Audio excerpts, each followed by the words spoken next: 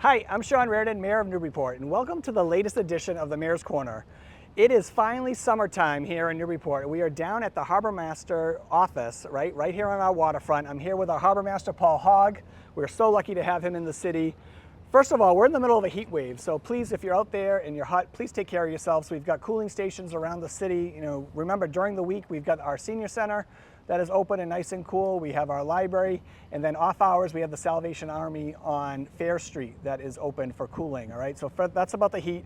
It does look like we're gonna get a little bit of a break come this weekend around Friday, but right now it's still pretty hot after hitting 100 in Newburyport yesterday.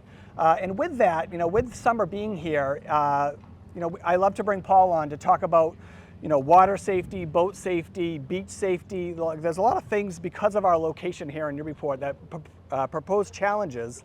Merrimack River, Paul will tell you, is one of the most dangerous mouths on the East Coast, right? So there's a lot of things around that. So I'm going to kind of turn over to Paul a little bit to talk about this year, what do we have in place as far as safety goes, and we'll go from there, but we're going to have a little conversation about what you can do and what we're trying to do to make Newburyport have a safe and healthy summer.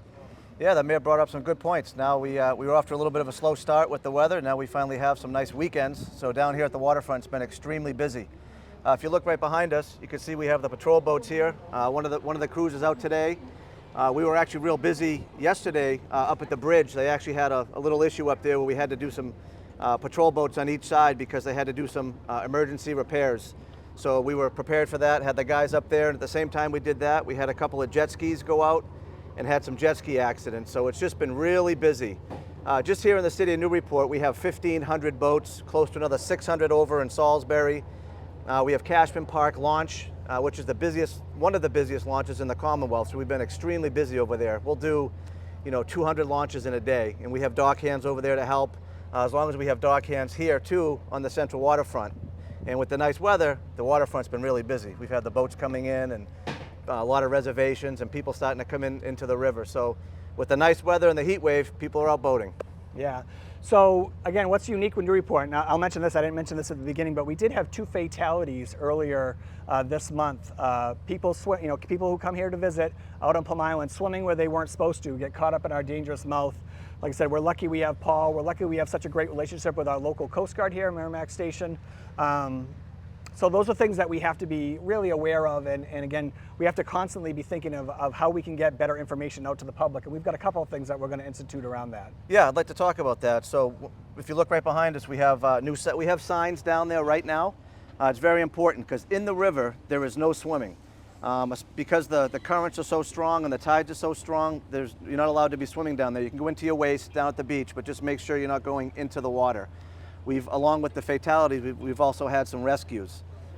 We monitor channels 16 and 12, so just make sure you call us or call 911 if you see anybody in danger, and I work every day with the police, the fire, the Coast Guard, state police, environmental police, and we all work together to get the word out to make sure we can get there as quick as possible.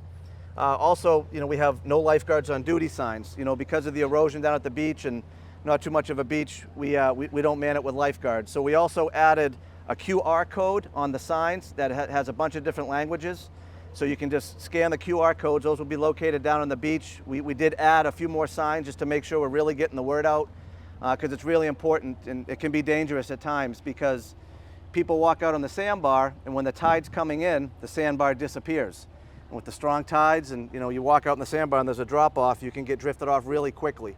It's important for us to, when we get the word out as soon as possible, because there's local boaters and good Samaritans. That's what happened with that case, where we were able to recover them and get them because of the good Samaritans and us getting the word out in fast action to everybody. So it's important, like the police say, you see something, say something, reach out to us, call 911, and we'll get the ball rolling to get there as quickly as we can. Yeah, so again, for us, it's all about getting the right information out to people, and I think with these QR codes now that we can use and have them in certain spots around the city, it's going to be easy for someone with a phone to get that information. Plus, we'll have it on our website and things like that. Another thing that we do around water quality and beach safety is the regular tests of the water here in Newburyport and Plum Island. So those get sent out weekly. Those results get posted on our website. hopefully from here on out we don't get as much rain as we got in May and June. We had a lot of weekends of rain in May and June, so hopefully we're turning the quarter here and having some great weekends coming up. But obviously with the CSO issue, the combined sewage overflow issue downriver, we always want to make sure people know, whether using the water or going out on their boats, the water quality of the river at the time. So that's another thing that we're constantly updating on our website, and you can sign up for those alerts as well at the cityofnewburyport.com website. So we work with the health department, and every week we actually go out and do the water testing. We also have a sensor here, so when the CSOs are released, they can actually turn the sensor on with an app, and we can keep control of where the quality of the water is.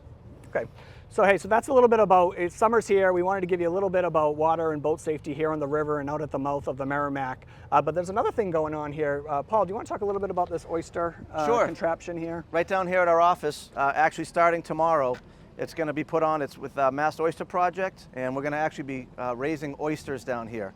Oysters are important in the river because they actually good filtration system. They can do up to 50 gallons a day. So they're going to start with seeds in here. We have volunteers that come down. It's going to be really good benefit to the city. And come down to the office anytime if you want to check this out. All right.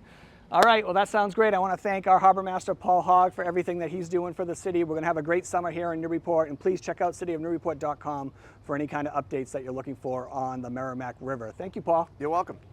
Feel free to reach out to me anytime. Come down to the office or call with any questions, and stay safe and wear your life jackets. All right, so we're back. We're still on the waterfront down at the boardwalk. I want to thank Harbor Master Paul Hogg again. He always has so much great information, and he does such a great job down here for us. But there's a lot of other things going on in the city too. So just real quick, we've got 4th of July coming up. I'll do another Mayor's Corner next week. But a lot happened this past week, and I didn't do a Mayor's Corner last week just because I knew there were some big things happening. But the biggest thing that happened was that the City Council passed a budget for fiscal year 2026, and they passed a CIP, or the Capital Improvement Plan. These were two big things, right? We work on this all year on the city side, and then the City Council, through Budget and Finance, goes through their process. So we did come to a final budget. It's a little over $89 million to run the city. I tell that to kids all the time who think how much. I was just in a couple classes before school got out asking them, how much do you think it costs to run the city? And I get like $1,000 and $1 million, but it costs $80 million to run the city here in Newburyport. So that's a 3.1 increase over last year, okay? So the City Council did decide to make some cuts. They can't add to the budget, but they can cut from it. And they did make about $421,000 in cuts. Now that might sound like a lot, but that's actually 0.5% of the entire budget. So not even a full percentage point of the entire budget. And every year I go back and I look. So this is my 4th budget that I've put forward to City Council. First year, it was a little over $120,000 that were cut. Second year, $95,000 that was cut. Third year, not even a cut proposed to the budget. And then this past year, 4th year, $421,000. So what that tells me is that we're doing a pretty good job putting budgets together, because City Council can't find things to cut in our budget, because we're putting thoughtful budgets together. We're making sure every dollar gets spent wisely, and we're putting budgets together that keeps moving Newburyport forward. Now this was a particular tough year, especially with the increase in health insurance. I've talked about this in the past, almost 15% increase in health insurance. So we had to get a little bit leaner and meaner, right? But we still came away with a great budget. There were some cuts that we're going to have to try to figure out how to work with, mainly some cuts to my office, particularly our special projects manager, Kim Turner. Her position was cut. And I can't tell you exactly why, but it's difficult because she has her hand in about 20 different projects right now in the city. So that's just one example of cuts that were made that we're going to have to go back and find a solution for to move forward. Mainly for Kim, who's been just one of the most productive and thoughtful employees that we've had here in my 3 years. Everything around the city that we've got done, from Market Landing Park to Fire Station to all the great things happening in our parks. And then most recently, she's the project manager. She's worked for 3 years on the Recreation and Youth Services Center that we're going to start building here in July.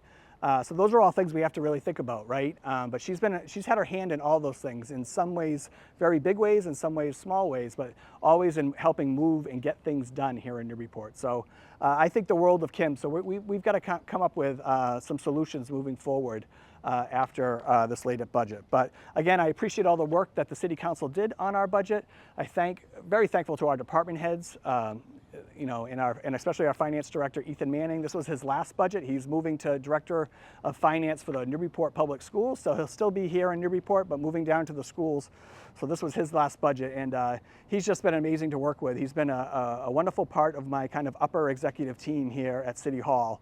And I'm certainly going to miss him, but I'm glad I'm going to have him down at the schools.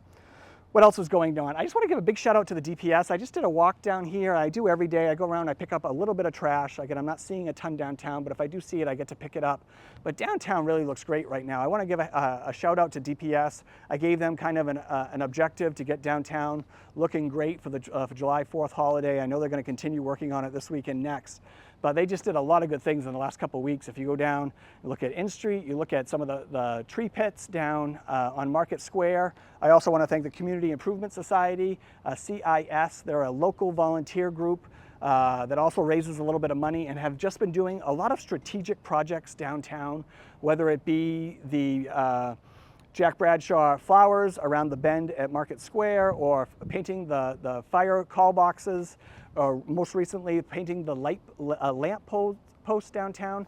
A lot of little projects that maybe the average person doesn't notice, but someone who lives here, they just really, it makes our downtown even that much more beautiful. And I'm so thrilled to have them. They've re-engaged that group to do these types of things. So again, hats off to DPS. Again, a great private and public partnership making our downtown beautiful.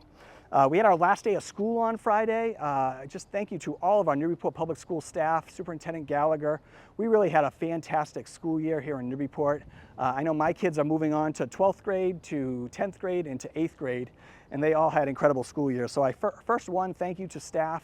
I hope you have a wonderful summer. And I do just want to give a quick shout out to Candy Skiba, Jennifer Shea, and Nicole Toomey. They were our Mullen Award winners for teaching excellence. My dad received one of these during his tenure at Newburyport Public Schools. He says it's one of the greatest honors he's ever had in his life, because it's teachers nominating teachers for the great work that they're doing. And it was really special, and I was glad I got to attend that ceremony last Friday. We had a big public meeting last night of the ZBA, the Zoning Board of Appeals, around the Kmart 40B housing development. Great first meeting. A lot of it was more just going through the project itself for the ZBA, and you know, because this is a 40B and it kind of goes through the state process, it bypasses a lot of our city boards, which can be concerning, right? Which is why we wanted to make this a friendly 40B. We wanted to make sure we signed on to this project with them. So we had a development agreement put in place, and now the ZBA gets to really dig into the details and ask the developer to provide more support for things like traffic mitigation, for pedestrian access and bicycle access, you know, stormwater drainage. A lot of little things like that would usually have come up in a normal project this side would come up in all these individual boards, but that's all going to go under the comprehensive permit through the ZBA. But they can ask for peer reviews on all of these things. So that's kind of where we are with that. I'm still very excited about that project. Again, it brings us to safe harbor status because we're going to increase our affordable housing stock here in the city, and that's going to protect us from other developments like this in years to come. And I really do think we can get a project that is going to give people more options for coming into the city, and it's going to generate a lot of revenue. So we're excited about that. So that happened last night. I think the next meeting is towards the end of July. I believe July 22nd will be the next meeting of the ZBA. There's a Brown School meeting tonight, so you won't see this till tomorrow, but we are having a public information session tonight. So that's really just to update the public about where we are with that project. Zeta Insight is still our contractor moving forward. A lot of good things have happened along the way. I think the biggest thing for the city coming up is we're going to demo that gym this fall, but there'll be more information like that tonight. And all this information will live on the website. If you go to the cityofnewburyport.com, one of the big buttons up at the top will say Project Update. You can click on that, go to the Brown School Adaptive Reuse Project, and you can get all the information. And you'll get to see all the slides and things that will be used tonight. But we're excited to get an update from the contractor about that. And then I guess just finally what I want to mention before next week is that we did have a scheduled recreation and youth services project groundbreaking that was going to happen July 3rd. We've decided to cancel that. We're going to do something much bigger in the fall. This was just such a massive project that we want to celebrate. Doing it right before July 4th, there's just going to be a lot of people not around. And plus, we've got to figure out this project management piece to it. But we're really excited. I think Newburyport spoke loud and clear. 61% of the voters that came out supported the project. So we're going to have a big celebration in the fall. Work is still scheduled to start in July. But I just want to give everyone a heads up of that. We're going to have a big celebration. And actually, we're still continuing that fundraising piece. We actually got some really good news today. I'm not going to announce it here, but I'm going to announce it with them. But we had another local entity step up today and pledge money for the rec center. So that was great news as well. And that's my Mayor's Corner. Please stay cool. It's been super hot out there. Again, make those plans for July 4th weekend, and I will see you all next time on the Mayor's Corner.